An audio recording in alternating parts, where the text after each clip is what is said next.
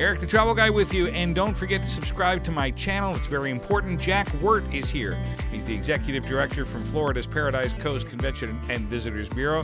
Jack, it's good to see you again, my friend. Great to see you as well. You bet. Let's do a little geography lesson here. Where exactly in the state are we talking about here?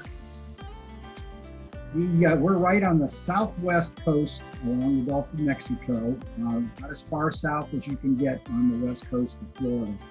So we encompass, we're just below Fort Myers. So that's our main airport, for instance, that people fly into. So it's Naples, right on the coast, Marco Island, which is actually an island that you've got to go over a bridge to get to. And then a little bit east of that is Everglades City, and really the entrance into the Everglades and Everglades National Park and all that fabulous eco activity. This geographic area really is designed for, dare I say, social distancing.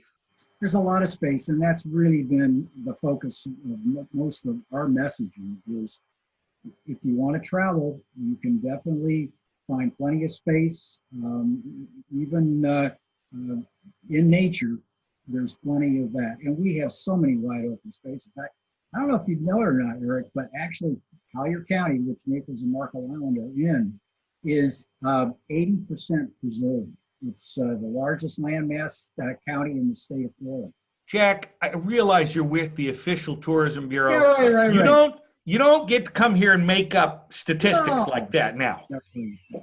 That's absolutely true, and I think that's a comfort to visitors that they not only are we preserving that, but they can enjoy it, and that's that. I think that's what people are looking for. It's they want to get away from crowds. I think that's an opportunity to do that, and when you couple that experience with the world famous beaches we've got here.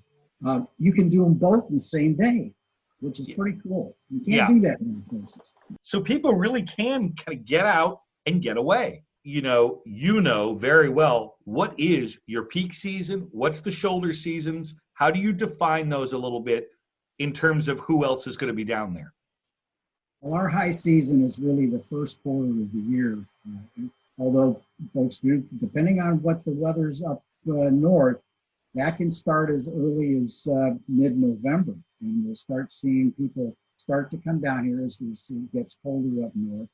But January, February, March, and depending on when Easter and spring break is, that can go well into April, sometimes even early May before things slow down a little. And then from then through really October, it's a wonderful time to come because really and truly that the crowds are gone, the rates are better, there's certainly a lot more to do, and enjoy, and yet the weather is very pleasant.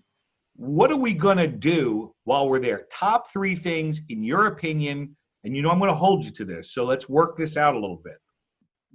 Okay, well the must-sees really are the background right here, the Everglades. That's a must-see, a must-do.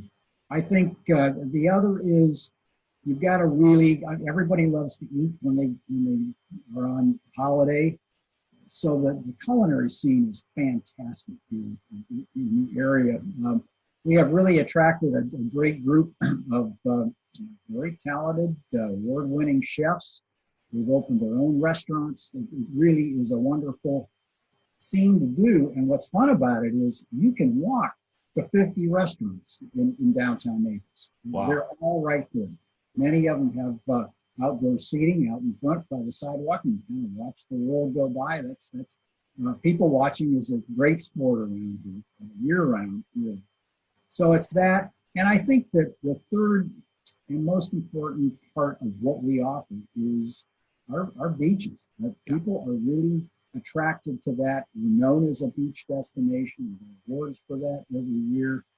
But it's, as I said before, it's kind of the combination of all 3 of those things that you honestly can experience all of those in one day.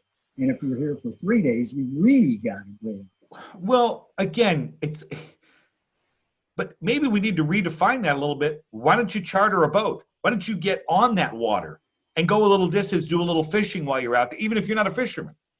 That's very true. Yeah, we've got such a wonderful array of virtually deserted islands out there that you can only get to. We have a lot of boat captains, a lot of rental opportunities to rent a boat and do it yourself or go with a captain. Whether you want to just do shelling or exploring, we've got so many different ways to really see Florida's Paradise Coast. I'm assuming we're going to drive. If we fly, where are we flying into? Fort Myers is the closest airport, so it's 30 minutes to Naples from that airport. Marco Island's maybe another 20, 25 minutes beyond that. Very convenient. But what's interesting is Fort Lauderdale Airport is an hour and a half away. Miami is 2 hours away. So we really have 3 hubs that people can access us. And as you said, we may be doing Miami and also the West Coast in the same trip. Yeah, you know what? It's so funny you mentioned that. I'm glad you did, because I don't think about that Fort Lauderdale Airport being as close as it really is. You really can make that. That's a quick trip across the state. You can do 90 minutes in a car. That's easy. Tell me about the hotel scene. What's the opening situation right now on lodging? What percentage open, will be open? Where are you on that? I don't know if you have those numbers handy. I'm just asking.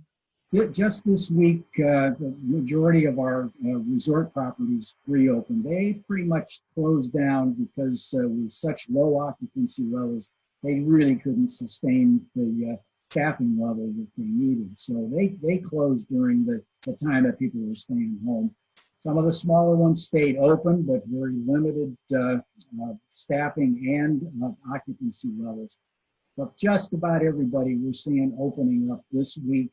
A lot of them opened up a little early for the Memorial Day weekend, which was very busy. We did mostly Floridians, obviously. Yep. But close in, mostly people driving here, as we indicated. And so I think that the recovery is underway. It's good to get the hotels back open. Obviously, it's a challenge for them bringing back their staff. They kind of have to do the same thing that we're doing education-wise with potential visitors. Is we really need to start building back the confidence to come back to the destination. That the hotels are doing all these sanitizing things and doing things differently than they used to, and improving everything that they've offered before. Now the restaurants are doing the same kind of thing. So that's part of building that confidence back to travel. And I think that's our responsibility as much as it is our partners to deliver that product once people get it. Jack, I appreciate this, man. It's always good to see you, and thank you for this. My pleasure, Eric. Great to see you too. Come on down to Paradise Coast, man.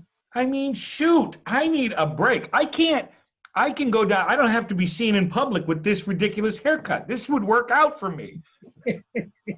We post brand new videos every day in travel at noon and 4 p.m. Eastern, so hit that subscribe button to remind you, and don't forget to like and share this video as well. Hey, watch another one while you're at it.